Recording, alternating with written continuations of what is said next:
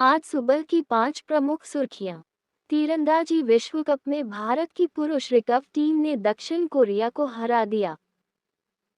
सरकार ने देश के 3 बंदरगाहों से सफेद प्याज के निर्यात की अनुमति दे दी।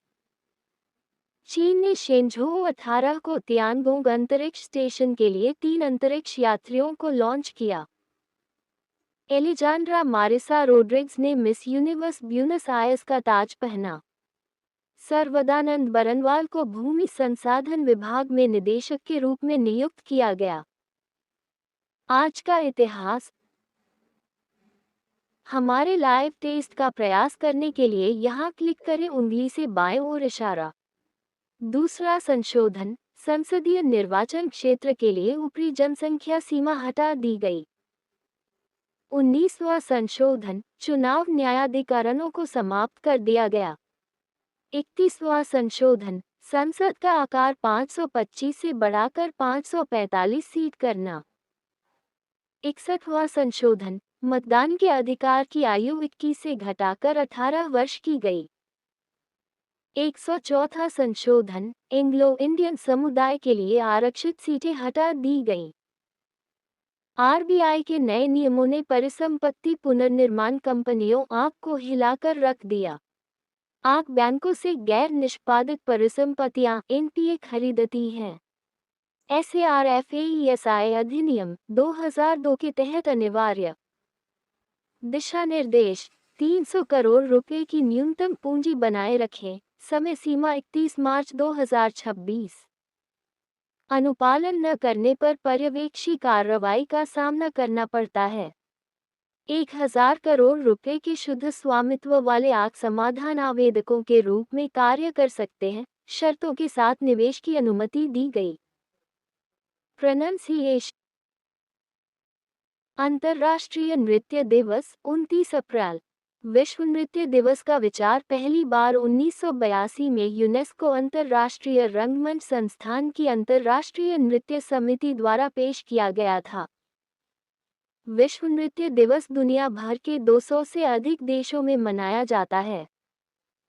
अंतर्राष्ट्रीय नृत्य दिवस नृत्य की कला को समर्पित है और इसका उपयोग दुनिया भर में इसके महत्व के बारे में जागरूकता बढ़ाने के लिए किया जाता है। मनोज कुमार आईआरएस को जेएनपीए का सीवीओ नियुक्त किया गया।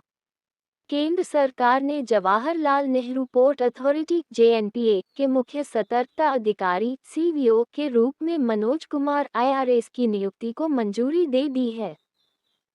कुमार को कार्यभार संभालने की तारीख से 3 साल की प्रारंभिक अवधि के लिए जेएनपीए के सीवीओ के रूप में नियुक्त किया गया है। अपने नए कार्यभार के साथ कुमार विद्याधरे मालेगांवकर आईआरटीएस का स्थान लेंगे। जेएनपीए को नवी मुंबई में स्थित नहावा शेवा के नाम से भी जाना जाता है। ऐतिहासिक तीरंदाजी स्वर्ण के लिए भारत ने दक्षिण कोरिया पर जीत हासिल की। भारत की पुरुष रिकर्व टीम ने तीरंदाजी विश्व कप में दक्षिण कोरिया को हराया, जो विश्व कप फाइनल में चैंपियन के खिलाफ उनकी पहली जीत है। धीरज बोम्मदेवरा, तरुणदीप राय और प्रवीण जाधव की अगुवाई में ये जीत विश्व कप स्वर्ण के 14 साल के इंतजार को खत्म करती है। इस जीत से सीजन के शुरुआती चरण एक विश्व कप में भारत की संख्या में 5 स्वर्ण, 1 रजत और 1 कांस्य शामिल हो गया है। इंडिया टुडे की एंकर सना ने वैश्विक मीडिया पुरस्कार जीता। सना ने इंटरनेशनल न्यूज मीडिया एसोसिएशन इनमर्ट से 2024 ग्लोबल मीडिया अवार्ड जीता। एआई न्यूज़रूम नवाचार के लिए दक्षिण एशिया में सर्वश्रेष्ठ के रूप में मान्यता प्राप्त। सना अपनी बहुभाषी और बहुमुखी रिपोर्टिंग क्षमताओं के माध्यम से ग्राहक जुड़ाव बढ़ाने में एआई के अत्याधुनिक उपयोग का उदाहरण है। इंडिया टुडे ग्रुप ने 2023 में सना को भारत की पहली एंकर के रूप में पेश किया। इराक ने एलजीबीटी अधिकारों के खिलाफ सख्त कानून लागू किया। इराक की संसद ने समलैंगिक संबंधों को अपराध घोषित करने वाला एक कानून पारित किया है, जिसमें 15 साल तक की जेल की सजा का प्रावधान है। ये कानून उन लोगों को भी निशाना बनाता है जो समलैंगिकता या वेश्यावृत्ति को बढ़ावा देते हैं, और किसी के जैविक लिंग से भटकने वाली लैंगिक अभिव्यक्ति को दंडित करता है।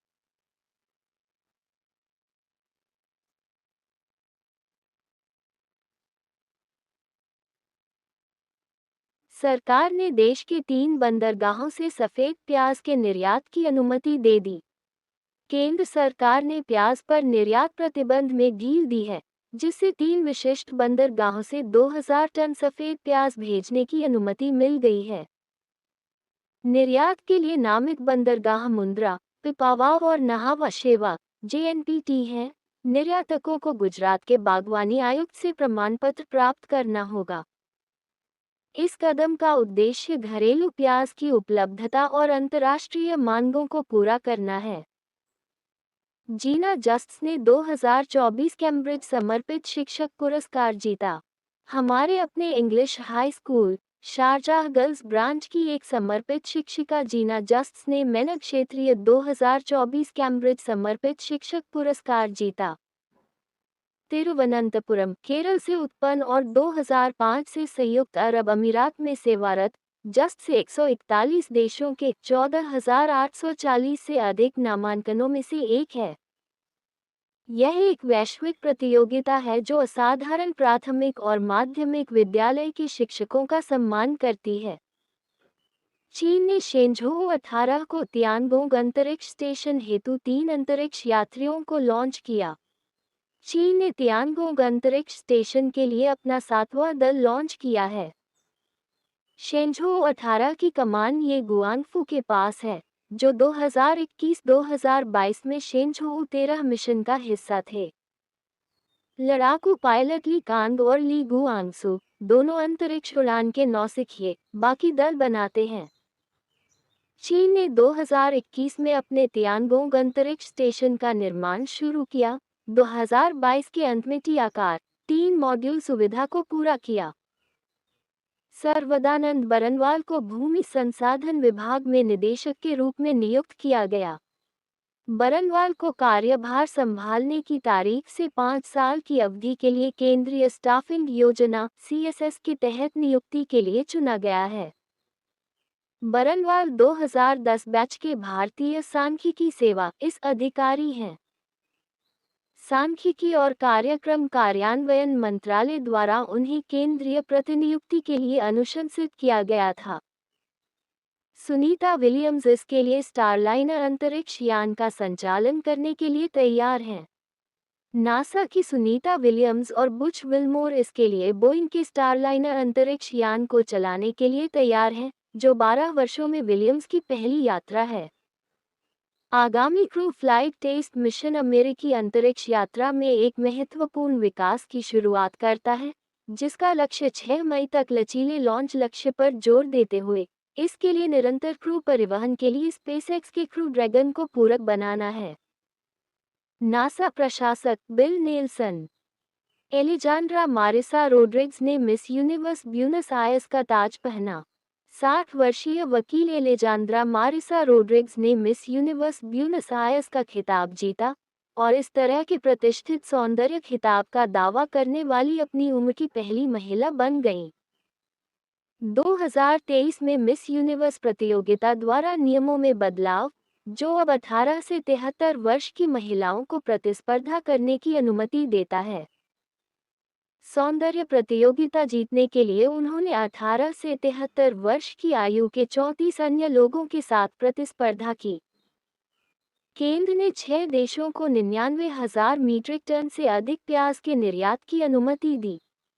केंद्र ने 6 देशों Bangladesh, UAE, Bhutan, Bahrain, Mauritius और श्रीलंका को 99,000 मीट्रिक टन से अधिक प्याज के निर्यात की अनुमति दी है। निर्यात प्रतिबंध शुरू में 2023-24 सीजन के लिए खरीफ और रबी फसल की पैदावार में अनुमानित कमी के कारण लगाया गया था। घरेलू उतार चढ़ाव को दूर करने के लिए रबी 2024 सीजन के लिए 500,000 टन प्याज की खरीद का लक्ष्य निर्धारित किया गया है।